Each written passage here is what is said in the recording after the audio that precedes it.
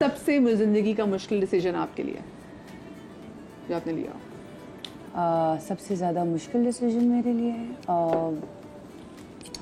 ये तो भाई बहुत ख़तरनाक अदालत है शो को बंद करवाओ और हमें तो सच बोलने की आदत है, हम तो सच मैं भी ले जाती हूँ, आप सच ही बोले। जब मैं डिसाइड करी थी अपनी शादी के लिए कि मैं इस रिलेशनशिप को टर्मिनेट कर दूँ, वो मेरे लिए बहुत मुश्किल था। और स्टिल मैं अभी भी आई एम नॉट हैप्पी कि मैं ये सोचती हूँ कि क्योंकि कोई औरत घर नहीं ख़राब करना चाहती, बड़ी मुश्किलों से घर बनते हैं और मेरे ख्याल से सारी ज़िंदगी लग जाती है घर बनाने में और ख़त्म होने में सेकंड्स नहीं लगते, और यही हुआ। तो बस वो मेरे लिए मुश्किल तरीन वक्त था। और लेकिन मैंने अल्लाह से यही दुआ की थी कि अगर इसमें बेहतरी नहीं है तो अल्लाह मुझे हिम्मत ना देना, और अगर बेहतरी है तो मुझे हिम्मत देना ताकि मैं इसका फ़ैसला कर सकूं और बाद में मुझे कोई रिग्रेट ना हो। तो आई थिंक वो फ़ैसला सही था। आपकी मदर ने आपको सपोर्ट किया उस वक्त, जो आपकी फैमिली के बाकी लोग ने आपको सपोर्ट किया? क्योंकि यूजुअली कभी जैसे फैसले लेने हो ना तो घर वाले बेचारे चाहते हैं कि हमारी बेटी कॉम्प्रोमाइज़ कर ले कि घर बच्चा। बिल्कुल, हर माँ जो है वो चाहती है कि कभी भी घर ख़राब ना हो, कोई माँ नहीं चाहती। बिल्कुल ऐसे ही। हाँ। लेकिन मेरा लाइक ददियाल या मेरी फैमिली कर लिया, उन्होंने मुझे कोई सपोर्ट नहीं किया। मेरी वालदा ने बहुत समझाया, चीज़ें की, और मैं रुकी भी, मैंने उनकी बात भी मानी, मैंने चीज़ों को मौका भी दिया। बट लेकिन जब आप बार बार चीज़ें रिपीट हो रही होती हैं ना, तो फिर वो आपकी आदत हो जाती है, और फिर वो शायद आपका ट्रेट होता है जो आप किसी को बदल नहीं सकते। आदतें शायद बदली जा सकती हैं, लेकिन आपकी खसलत नहीं बदली जा सकती। बिल्कुल बिल्कुल, हाँ, जो आपकी फितरत है। जी, तो बस फिर हर किसी का एक बर्दाश्त का एक वो होता है कि जी मेरी बर्दाश्त से चीज़ें बाहर थी, तो मैंने फिर अल्लाह का नाम लेके फैसला ले लिया। और फिर कहा पाकिस्तान जिंदाबाद। हाँ। पाकिस्तान जिंदाबाद। आपके लिए सबसे मुश्किल डिसीजन कौन सा था जिंदगी में? जिंदगी का मुश्किल तरीन डिसीजन, रोज ही इतना मुश्किल डिसीजन होता है। सुबह उठना है, काम पर जाना है, एक्टिंग करनी है, ये तो लड़ना है, ये तो अपने आप से लड़ना हाँ। होगा। हाँ, तो जिंदगी के मुख्तल मेरा ख्याल है कि जब आप किसी की खुशी के लिए रब को नाराज़ करने की कोशिश करते हैं ना, आप ये समझते हैं कि यार कि मैं सबको खुश कर लूँगा, तो ये पॉसिबल नहीं है। हम इस गलत फहमी में क्यों रहते हैं कि मैं इसको भी खुश कर लूँगा, उसको भी खुश रख लूँगा? ऐसा नहीं होता है। तो वो जो नेचर है, नेचुरल है, उसको वैसे ही रहना चाहिए तो ज़्यादा बेहतर है। वो हुआ तो कुछ नहीं, जो आधा टूटा था आज पूरा टूटा है। हुआ तो कुछ नहीं, किसी ने वफा का नकाब लगाकर मुझको फिर से लूटा है। वाह। तो फिर ऐसा ही होता है। हाँ, लेकिन वो रह गया, वो कब लिया था डिसीजन? सबसे जिंदगी में मुश्किल डिसीजन आपको कौन सा लगा? एक्टिंग वाला। हाँ, मैं करना ही नहीं चाह रहा था ना। हाँ, इतना मुश्किल लगा था। डेफिनेटली एक चीज़ आपको पता ही नहीं है, आपने करनी ही नहीं है, लेकिन आप फिर भी कर रहे होते हैं, तो ये मुश्किल तरीन है। और आप अपना फ्यूचर अपनी लाइफ स्टेक पर लगा रहे हैं। आप अगर मैं ये कहूँ कि ये काम हमारी सोसाइटी में एक्सेप्टेंस नहीं है इस चीज़ की, और उसके बाद आप फिर करें। अब अगर कोई ये कहे कि आप अपनी औलाद को यहाँ पे लाना चाहेंगे इस इंडस्ट्री में, तो हम कहते हैं कि नहीं, हमारी इंडस्ट्री में उस तरह से स्कोप नहीं है। 25 करोड़ आवाम में से 0.12% लोग हैं जो कि सक्सेस लेते हैं। तो ये मेरा ख्याल है टफेस्ट डिसीजन है। बाकी अपना बिजनेस छोड़ के, क्योंकि मैंने यूजुअली लोगों को देखा और आर्टिस्ट भी यही कहते हैं कि भाई जब हम रिश्ता भी लेके जाते हैं ना, तो लोग कहते हैं चलो ठीक है, वैसे तो एक्टिंग करते हो पर काम क्या करते हो? और फिर हवाई रोजी है ना, हवाई रोजी के अलावा फिर बहुत इफेक्ट करता है आपकी। तो ये बड़ा डिफिकल्ट डिसीजन होता है कि आप उस फील्ड से कनेक्ट हो रहे हैं कि जिसमें आपको पता है कि अगर औलाद का रिश्ता भी आता है तो वो भी सवाल कर रहे होते हैं, और ये इफेक्ट हो रहा होता है। लेकिन मेरे ख्याल से मैं एक मैसेज देना चाहूँगी, जो भी लड़के लड़कियाँ हैं जिनकी अभी शादियाँ नहीं हुई हैं, शोबिज़ में रहना है आपने तो फिर आप शादी मत करें। क्योंकि आप नहीं बात आप लोग शायद नेगेटिव वे में ले जा रहे होंगे, प्लीज़ उसमें मत लेके जाएं। मैं सिर्फ ये कह रही हूँ, हमारा कोई टाइम नहीं होता। हम 12-12 घंटे काम करते हैं, फिर कभी रात लेट हो जाता है, कुछ इवेंट्स होते हैं, चीज़ें बहुत सारी हैं जो बेचारी आने वाली जो है एडजस्ट नहीं कर पाती है कि यार तुम तो टाइम ही नहीं देते, यार तुम तो उस बेचारी का कसूर नहीं है। और ये इतनी मेहनत मशक्क़त का काम है कि कभी आपको रात 12 बजे बुला रहे होते हैं कि जी रात का इवेंट है, सुबह 5 बज जाते हैं, तो ये आम इंसान नहीं समझ सकता। लेकिन सच पूछे तो ये बहुत मेहनत का काम है। मतलब मैं बहुत रिस्पेक्ट करती हूँ अपने शोबिस के लोगों को जो मेहनत करते हैं, 12-12 घंटे नॉन स्टॉप काम करते हैं। हम लिटरली अपनी रोज़ी को हलाल करते हैं, क्योंकि हमें पता है कि सेट पे क्या हो रहा होता है, सेट हम किस तरह काम करें, किस एनवायरनमेंट में काम कर रहे होते हैं, ये हम जानते हैं। लोगों को शायद लग रहा होता है कि भाई मनोसलवा उतर रहा है और हम तो पाँव भी जमीन पे नहीं रखते हैं। और बहुत सारी चीजें, बहुत सारी एनर्जी तो अपने साथ घर भी लेके जा रहे होते हैं। ऐसा ही आप है। सेट पे कितने लोगों से मिल रहे होते हैं, तो वो एनर्जीज आपके साथ जा रही होती, तो बहुत सी चीजों से हम फाइट कर रहे होते हैं पूरा दिन।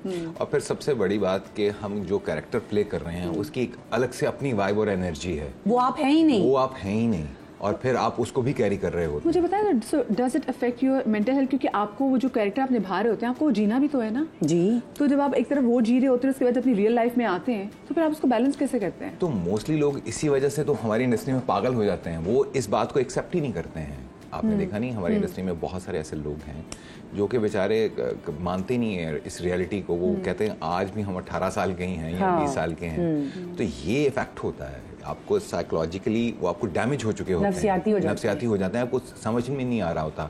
अब अगर कोई मुझे कहे कि आप अंकल, तो मैं एकदम से कहूँगा, मैंने इसलिए मैंने इस तरह के सारे कैरेक्टर जो है वो करना शुरू कर दिया। अंकल के भी मैं कहता हूँ हाँ बेटा मैं अच्छा, बहुत सारे सोहेल ऐसे भी हमारे यहाँ आर्टिस्ट हैं मदिया, जो आप कैरेक्टर में चले जाते हैं ना, तो फिर बहुत देर तक कैरेक्टर में रहते हैं। अरे भाई वापस आ जाओ, कट हो गया, खत्म। नहीं, मैं जरा देर टाइम लगेगा आने में। कुछ ऐसे भी हमारे, तो आपके लिए स्विच ऑन और स्विच ऑफ वाली चीज प्रोसेस आपके लिए आसान होता है? आसान है, मेरे लिए बहुत आसान है। मैं यूं जाती हूँ और वापस यूं आती हूँ, मैं नहीं रह सकती उस कैरेक्टर में। वो रहूं मैं क्यों रहूं? मेरा भी ऐसा ही है, क्योंकि मैं भी अगर कोई कैरेक्टर प्ले कर रहा होता हूं तो वो बस उतनी देर तक के लिए है। उसके बाद मैं फिर नॉर्मल इंसान हूं जो कि घर का जो है वो राशन भी लेने जा रहा है, वो जो कोई बिल जमा करवाने भी जा रहा है। मुझे उसके बाद स्टार नहीं बनना है, मैं उसके बाद मुझे तैयार होकर जो है वो नहीं निकलना है। मैं फिर नॉर्मल लाइफ को नॉर्मल ही जीना चाहता हूँ। मैं नहीं चाहता हूँ कि लोग मुझे देख रहे हैं और सेल्फी। कई बार ऐसा होता है कि मैंने घर का सामान पकड़ा हुआ है, सेल्फी ले ले, अच्छा यार तो नॉर्मल रहना चाहिए। टिंडो की सेल्फी ले ले मेरा। हाँ, टिंडो की सेल्फी ले ले, ऐसा ही है। हाँ, सब्जी लेके और मेरे ख्याल से अपना काम करने में कोई शर्म नहीं आनी चाहिए, क्योंकि मैं कहती हूँ कि आपको इतना आपको कॉम्प्लेक्स नहीं होना चाहिए। मैं तो आपको पता है धुले मुंह निकलती हूँ। मुझे लोग कहते हैं अरे बेस तो लगा लिया करो। मैंने कहा नहीं, I am very much comfortable. मैं अपनी स्किन के साथ इतनी कंफर्टेबल हूँ, जिसने मिलना होगा वो वैसे भी मिलेगा। मैं फेक पर्सनैलिटी लेके नहीं जा सकती, ना मैं वो कैरी कर सकती हूँ। साइमा, आपको कब लगा आपके बच्चे इतने बड़े हो गए हैं कि आप उनसे अपनी दिल की बात शेयर कर सकती हैं? मुझे तो बचपन से लगा, मैं तो सब कुछ बोल देती थी। मैं तो कहती थी भाई ये मसले हैं, ये चीज़ें, अब क्या करूँ मैं। मेरा बड़ा वाला जो है वो माशाल्लाह बड़ा हो गया है, तो उसके साथ मेरी उसके साथ मेरी बिल्कुल दोस्ती है, क्योंकि समझे कि मैं और वो साथ ही बड़े साथ ही ग्रो किए हैं। ठीक है ना। बड़ी औलाद के साथ यूजुअली इंसान ग्रो करता है। तो वो तो मेरा मतलब दोस्त है। वो तो हम जब बात कर रहे होते हैं कहते जी हाँ और बताओ, हाँ लव बताओ, कब मिल रही हो, कब मिल रहे हो तुम, इस तरह से भाई चलो वो भी बिजी रहता है। बहुत प्यारा वो है, सोहेल के साथ बहुत अच्छी दोस्ती। अब माशाल्लाह जो मेरा बीच वाला है वो ही 17, तो वो भी मेरा बहुत अच्छा दोस्त है। लेकिन मैं बोलने से पहले सोचती समझती नहीं हूँ मदिया।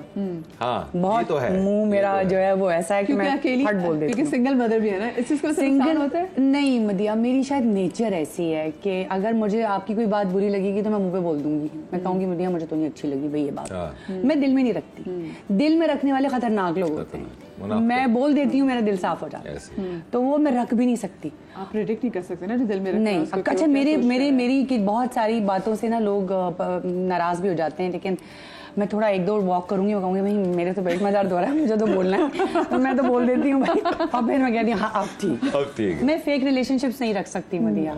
नहीं, मैं भी चाहूंगी कि आप हमारे जब शो खत्म होने से पहले आप हमारे हवाले से भी बातें तो कर दीजिएगा। नहीं यार, सच में मुझे तो पहली दफा मिल रही हूँ मदिया से, मगर ऐसा नहीं लग रहा कि हम मिले। नहीं, मैं तो ऑन स्क्रीन उनको देखता रहता हूँ और माशाल्लाह से इतना अच्छा बोलती हैं। बहुत नहीं, ओवरऑल अच्छा अच्छा बोलती हैं। She is a beautiful person. मैं अक्सर अपनी ऑडियंस को जब देखती हूँ तो मैं कहती हूँ यार मेरी ऑडियंस मेरी अम्मी बन गई, क्योंकि वो मुझे समझ जाते हैं।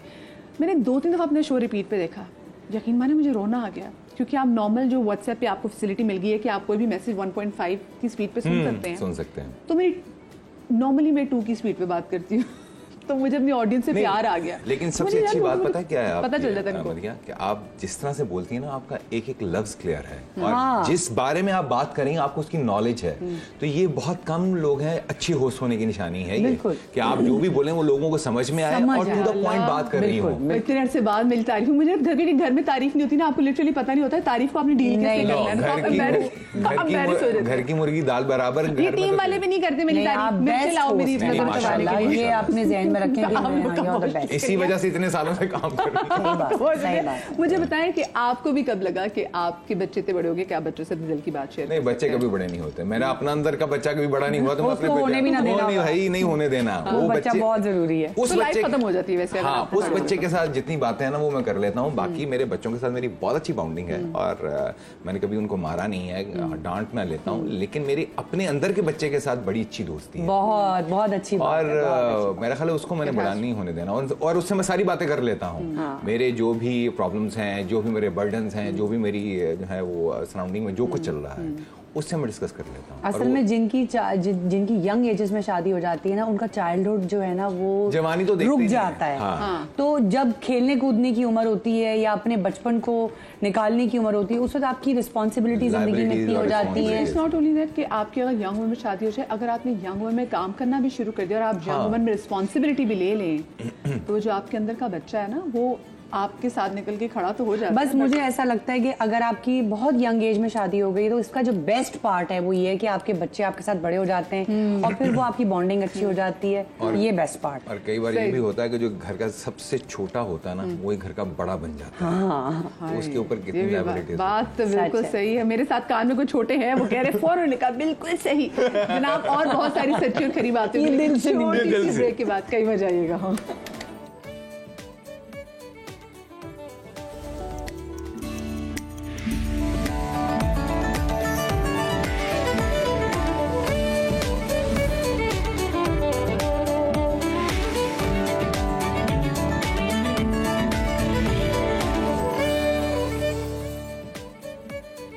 जी ब्रेक के बाद आपको एक बार फिर से खुश आमदीद कहते हैं और मेरे साथ मौजूद हैं सुहेल समीर और साइमा कुरैशी। और जो कॉफ़ी टेबल के कुछ ऐसे सवालात, जो एक सवाल मुझे लगता है कि वो जो रह गया जो मैंने नहीं पूछा, लेकिन वो बड़ा मज़ेदार सवाल है और ये हर एक बंदे को खुद से ज़रूर पूछना चाहिए कि अगर ये मोबाइल फ़ोन्स ना होते तो ज़िंदगी कितनी सुकून दे होती है। लगता है आप कभी सोचते हैं इस बारे में? मैं कहता हूँ कि क्यों है मोबाइल फोन्स। ऑनेस्टली इसके बगैर ज़िंदगी इतनी आसान और इतनी अच्छी हो जाती।